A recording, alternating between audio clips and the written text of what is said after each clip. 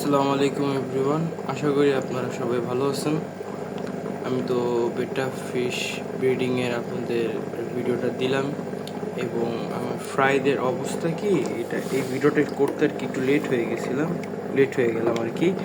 আমি এখান যেখানে ব্রিডিং করাইছি ওইখান থেকে 2 সপ্তাহ পর আমি 10% জাস্ট যে নিচের ময়লাটুকু আসছিল সেটা রিমুভ করে, তার ঠিক সঙ্গে সঙ্গে না, মানে যেদিন রিমুভ করলাম তার ঠিক সঙ্গে সঙ্গে না, আমি তার ঠিক 2 দিন পর নতুন পানি একটু অ্যাড করছিলাম। এই যেমন আমি এটার ভিতরে রাখছিলাম, আপনারা দেখছিলেন যে এরকম কিছুটার ভিতরে ব্রিডিং করেছিলাম, তখন আমি এটার ভিতরে 2 দিন পর পানিটা দিয়েছি ময়লাটা রিমুভ করার পর। এখন আপনারা বলবেন ভাই পানি কোনটা দিলে ভালো হয়? বাদাম পাতা আমি জাস্ট 2-3 দিন সানলাইটের ভিতরে একটা পানি রাখছিলাম, 2 দিন সানলাইটের ভিতরে পানি রাখছি। মানে সানলাইটের ভিতরে পানি বলতে কি, যেখানে আলো পড়ে, সূর্যের আলো, ওইখানে আমি পানিটা রাখার পর 2 দিনের মতন বাদাম পাতা চুবায় রাখছিলাম।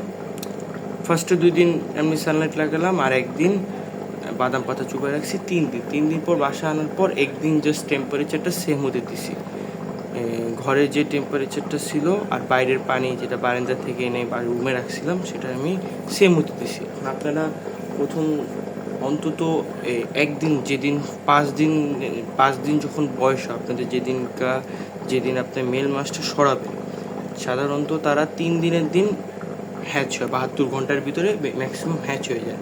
আপনারা 4 দিন রাখবেন, রাখার পর দেখবেন ফ্রাইদের যে তারা ঠিকঠাক মতন ফ্রি সুইমিং করতে পারতেছে কি না।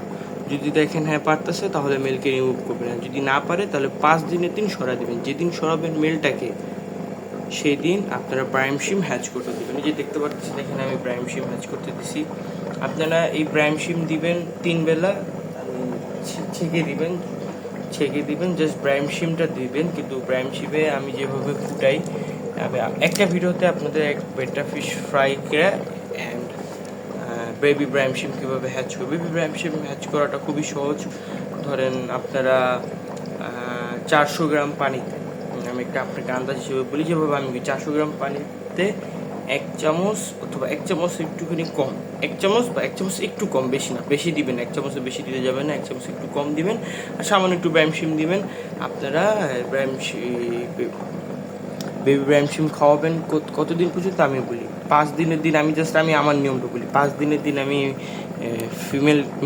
মেলকে ট্যাঙ্ক থেকে সরিয়ে দিচ্ছি, বেবিদের রাখছি 5 দিনের দিন। কিছু দিনে হ্যাচ হয়েছে একদিন থেকে নিয়ে 5 দিন, আমি 5 দিন মাইনাস করে দিলাম, কারণ বাচ্চা বেবি ফ্রাইদের আমি ধরতেছি 6ষ্ঠ দিন থেকে তাদের একদিন শুরু, আমি জাস্ট একটু লেট করে ধরতেছি। আর আপনারা প্রথম 1 থেকে 2 দিন ধরেন হালকা পাতলা হ্যাচ হওয়ার পর হালকা পাতলা ফ্রি সুইমিং শিখছে, হালকা পাতলা, কিন্তু হ্যাচ হওয়ার 1 থেকে 2 দিনের ভিতরে পুরো ফুল তারা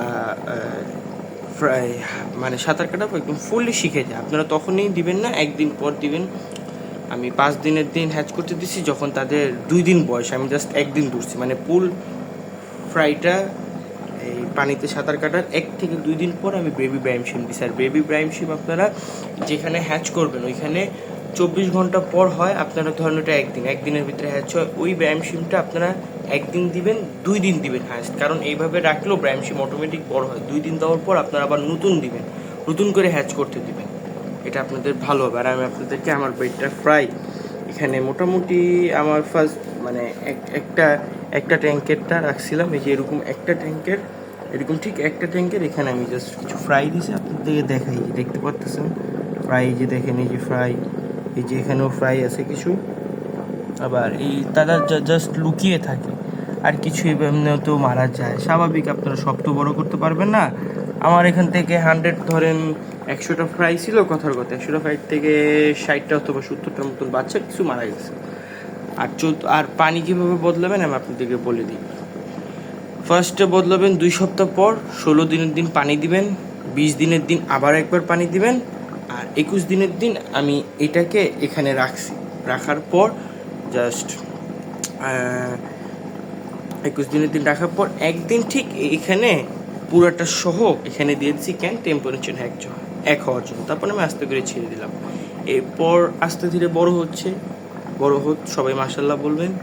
এবং এরপর আরেকটা এপিসোড আসবে, সেটার ভিতরে আমি দেখাবো 1 থেকে 30 দিন পর্যন্ত ব্রাইমশিম খাওয়াবেন। এরপরে কী খাবার খাওয়াবেন ওইটা আমি আপনাদের সাজেস্ট করবো। এখন আমি বলে দিই, এই যে দেখতে পাচ্ছেন ব্লাড ওয়ার্ম অথবা অনেকে বলে কেঁচো, এই যে কেঁচোটা, এই যে কেঁচোটা টুকরা টুকরা করে দিবেন। কীভাবে টুকরো টুকরো করবেন, এই যে বেলেটের মাধ্যমে টুকরো টুকরো করে, এই যে বেলেটটার মাধ্যমে টুকরো টুকরো করে ওর পরে ছেঁকে তারপর দিবেন। নেক্সট ভিডিওতে আমি আপনাদেরকে ডিটেলসে সব কিছু বলবো ইনশাল্লাহ। সবাই ভালো থাকবেন, আল্লাহ হাফিজ।